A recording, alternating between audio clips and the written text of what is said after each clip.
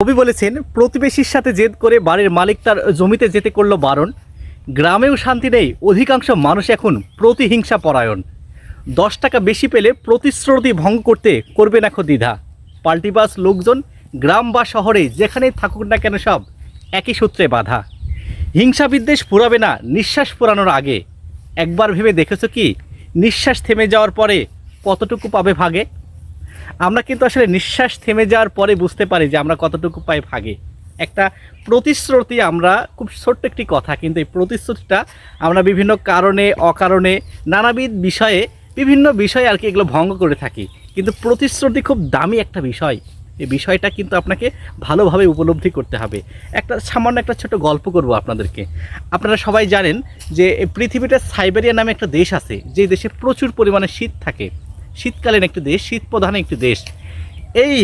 এই দেশটিতে একটি বৃদ্ধ মানুষ প্রচুর শীতের ভিতরে তিনি কিন্তু তার জীবনযাপন করতেন হালকা পোশাকে। শীতের পোশাক তার ছিল না, মানে শীতের উষ্ণ পোশাকের অভাবেও তিনি কিন্তু জীবন পার করতেন।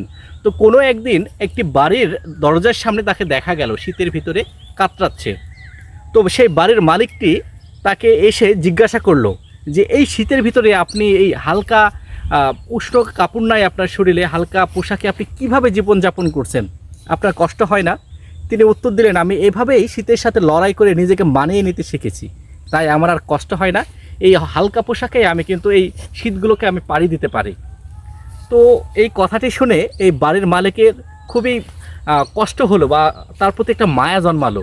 তখন বাড়ির মালিকটি সেই বৃদ্ধ লোকটিকে বলল, আপনি কষ্ট পেয়েন না, আপনি একটু থামেন, আমি আপনার জন্য আমার ব্যবহৃত কিছু পোশাক নিয়ে আসছি, যেটা শীতে আপনাকে আর একটু আরাম দেবে এবং ঠান্ডা থেকে আপনাকে শেফা দেবে, নিবারণ করবে ঠান্ডা। তো এই কথা শোনার পরে বৃদ্ধ লোকটির ভিতরে একটু ভালো লাগা কাজ করলো, একটু আনন্দ কাজ করলো, এবং ফলশ্রুতিতে তিনি চেষ্টা করলো যে যেহেতু আমি শীতের পোশাক পাবো, তার ভালো লাগাটা কিন্তু দ্বিগুণ হয়ে গেল।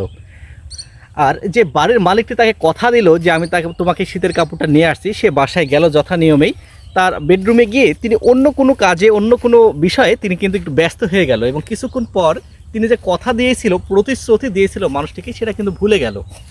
ভুলে যাওয়ার ফলে তিনি কিন্তু তার কাজ নিয়ে শীতের রুমে পড়ে থাকলো, এবং যখন সকাল হলো, রাত্রি শেষে যখন সকাল হলো, তখন তিনি বুঝতে পারলো যে আমি তো একটা মানুষকে কথা দিয়েছিলাম যে একটা পোশাক তাকে দিব, গিয়ে দেখি তার খোঁজ নিয়ে আসি যে কি অবস্থা। গিয়ে দেখে, দরজা খুলে দেখে বৃদ্ধ লোকটি মরে পড়ে আছে, সে আর বেঁচে নাই। এবং লক্ষ্য করে দেখলো তার হাতে এক টুকরো একটা চিরিকুট আছে, কাগজ আছে। সেই কাগজে লেখা ছিল যে আমি বহু বছর যাবৎ এভাবেই আমি শীতের সাথে, প্রতিকূলতার সাথে লড়াই করে নিজেকে বাঁচিয়ে নিচ্ছি, এবং আমি চলতেই আছি। আমার ঠান্ডাটা সেইভাবে আমার শরীরে আঘাত হারেনি, এবং আমি ভালো ছিলাম।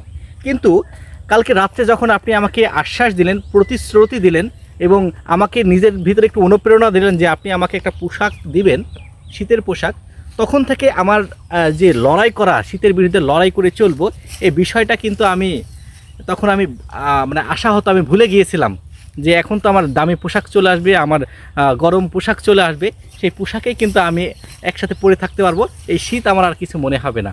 এবং আপনার কথা শোনার পরে আমার ভিতরে অন্যরকম একটা অনুভূতি কাজ করতে লাগলো, যার ফলশ্রুতিতে আমি কিন্তু এই ঠান্ডার সাথে ওই পোশাকে আমি আর লড়াই করতে পারিনি, মোকাবেলা করতে পারিনি, তাই আমি হয়তো বা মৃত্যুর দিকে চলে যাচ্ছি।